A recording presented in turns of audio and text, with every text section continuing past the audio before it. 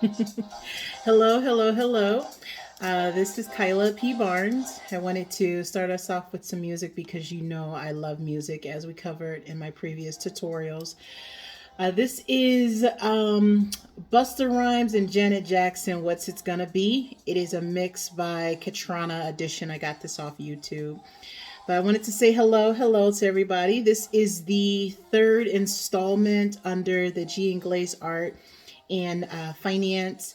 And today's date is June the 9th, 2022. It's 2:13 p.m. I didn't want to hold you. My goal is never to hold you and it's never to bore you. But the content that I wanted to cover today was actually a part of a much larger picture. So when I was in corporate America, I used to have to pace myself with what was going on and the mediocrity related to the organization. And it was such a bore, quite frankly, at certain times because there was something that we had to do for the corporate culture, but internally we all knew that it was just about sales. That's the real reality. So it pulled me away from really putting my heart into something if it truly didn't belong to the client, as far as being a suitable item. Sometimes I would just literally listen to the client and know that what they would expect for us to softly recommend, we just shouldn't. So I didn't. It did mean at times that I didn't hit my mark. I may not have made sales that particular month or even got on the kudos scoreboard, but I always believed in doing the right thing for the client. So today's date is June the 9th, 2022. One take, one mind. And what I'm covering today with you are going to be two items that I built or had to remind myself of when I was at work. And these two items are related to more so mantras that I had to continuously remind myself to keep it top of mind because I was just getting so beat up there. So I had to make sure that if I wasn't going to stay in this organization, if I wasn't going to make a long time career of something I didn't believe in, that I needed to develop a plan.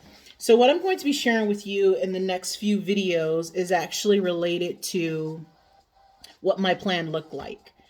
I believe that it is internal to what you want, but if it works for you, then you'll be able to produce a result close to mine, if not far exceeding mine, which is always the goal.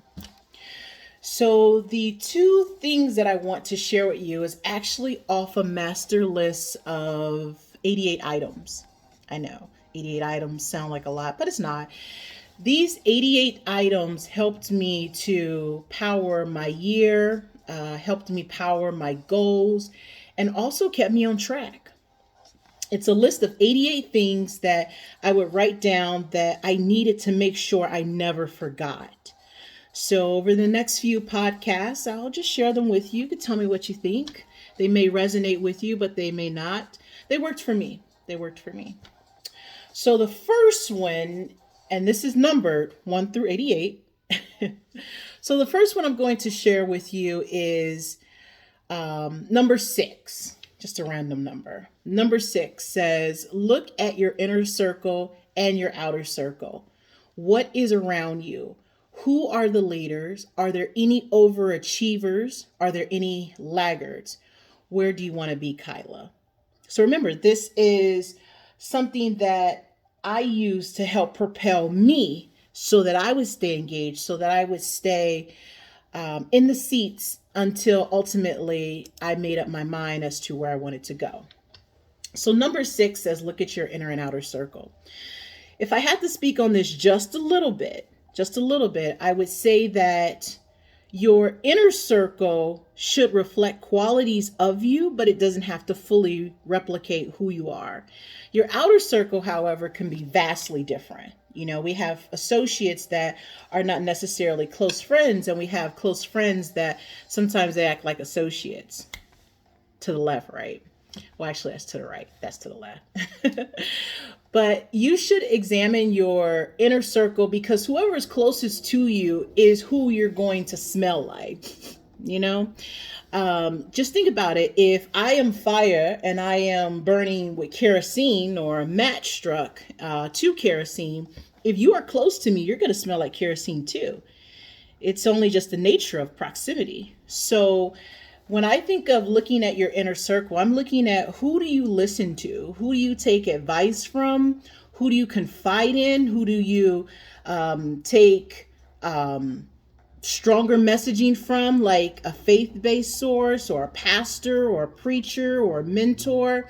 And also like, what are you listening to? Like, what's in your ear? I tell people, or whoever will listen really, because I love people and I love to talk. But I tell people all the time, if you ever want to clean up how you feel about yourself or even change some of your goals, you should probably start with what you see, your environment, and who's around you. It makes the most sense, right?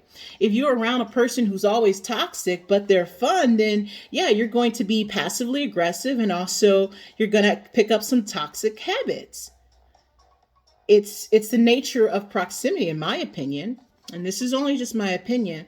Your outer circle doesn't have to necessarily look like you. It can be vastly different. I have associates that don't believe in financial health. They're fun. We have a good time. We hang out. They are good in certain levels of life that I need, and I am good in certain levels of life that they need. So it does work as far as a friendship or an association.